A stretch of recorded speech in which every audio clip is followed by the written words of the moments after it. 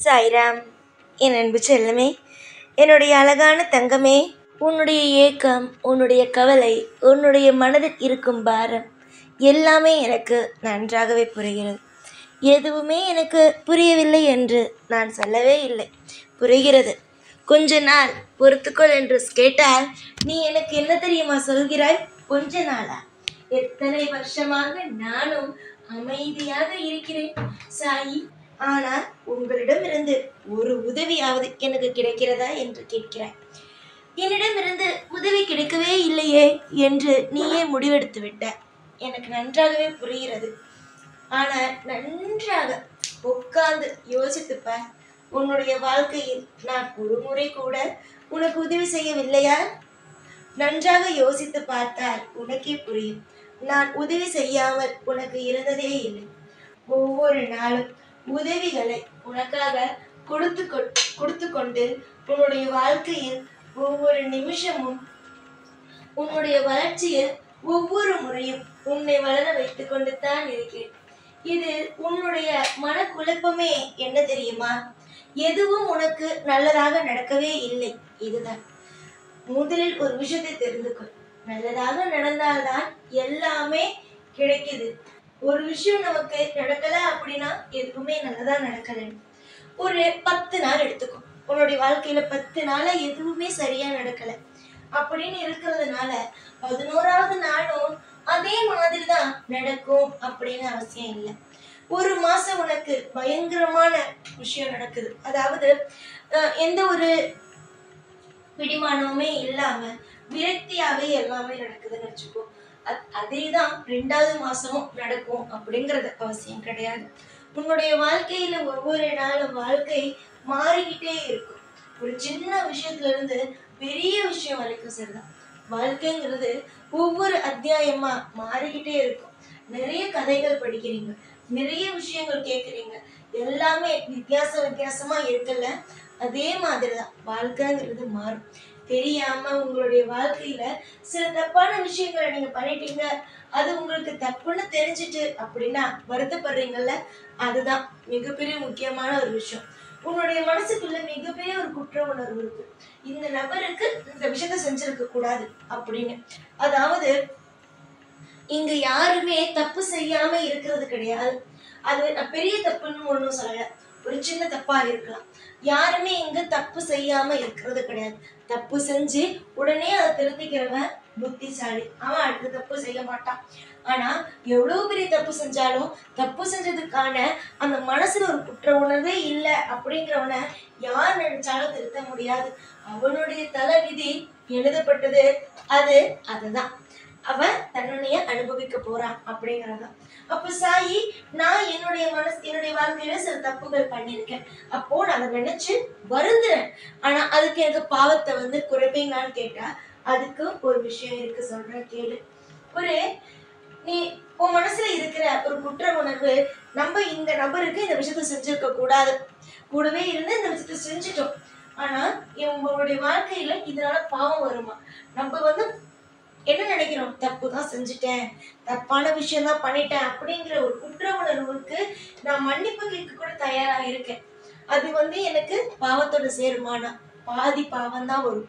அதாவது குற்ற உணர்ச்சியோட இருந்து அந்த நாள் நீ கழிக்கிற பத்தியா, ஐயோ தெரியாம பண்ணிட்டேன், ஆனா அவனை போய் அங்க மாட்டி விட்டுட்டேன், அந்த குற்ற உணர்ச்சியை என்னை ரொம்ப பாதிக்குது அப்படிங்கும்போது பாதியோட பாவத்தை எடுத்துக்கும்.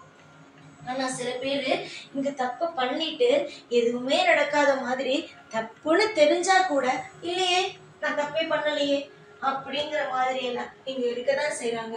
அவங்களுக்கு நரகம் போல ஒரு வாழ்க்கை அமையதான் செய்யும். நீ உன்னுடைய மனசுல இருக்கிற இப்போ மிகப்பெரிய ஒரு பாரம், குற்ற உணர்வு, நம்ம இதை பண்ணிட்டோமே அப்படின்னு. இந்த உலகத்துல யாரா இருந்தாலும் சரி, நான் சரியாதான் இருக்கேன், என் வாழ்க்கையில நான் நேராதான் இருக்கேன், தவறான பாதை அப்படின்னு அவனுக்கு போல, தவறான விஷயம் செய்யல அப்படின்னு சொன்னாலும் அவன் ஏதோ ஒரு விஷயத்துல குற்ற உணர்ச்சியில தான் இருப்பான். ஏதோ ஒரு விஷயம் அவங்க உதவி கேட்டாங்க, அப்போ நான் கொடுத்துருக்கலாம், ஆனால் வந்து என்னால் கொடுக்க முடியல, அந்த சூழ்நிலை எனக்கு அப்படி, ஆனால் எனக்கு இதுவும் குற்ற உணர்வாக இருக்குது அப்படிங்கிறவங்க இருக்கத்தான் செய்வாங்க. அதாவது கஷ்டமாக இருக்குது, அதை நினச்ச மனசு பாதிக்குது.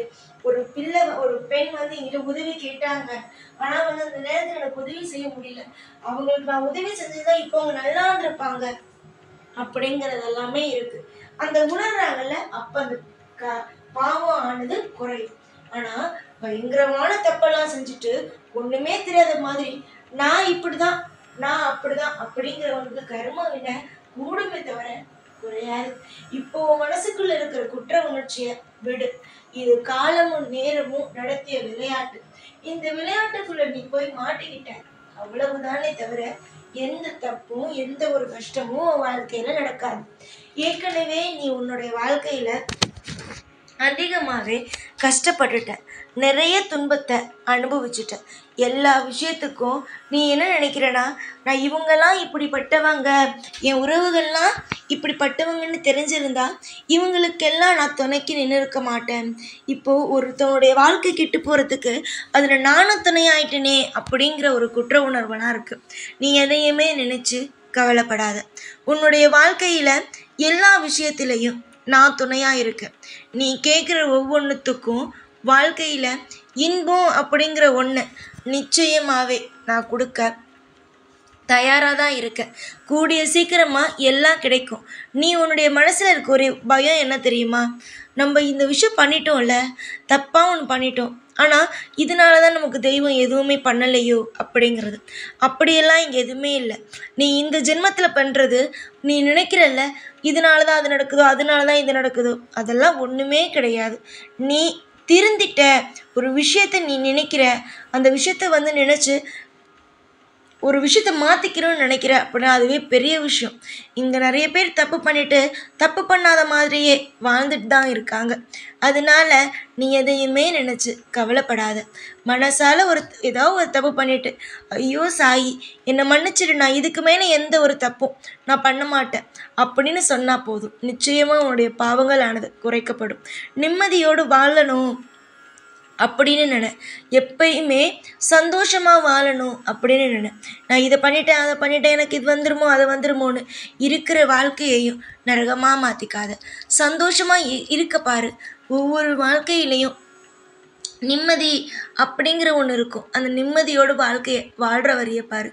நிறைய பேர் உனக்கு வாழ்க்கையில் தப்பாக சில விஷயங்களை செஞ்சு உன்னை கஷ்டப்படுத்திட்டாங்க.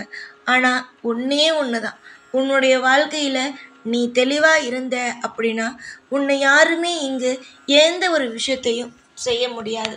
குற்ற உணர்ச்சியெல்லாம் விட்டுட்டு தெளிவான மனதோடு இரு, எல்லாம் நல்லது நடக்கும். எப்போதும் கூடவே தான் இருப்பேன். இந்த சாய்நாத். ஓம் சாய்ராம்.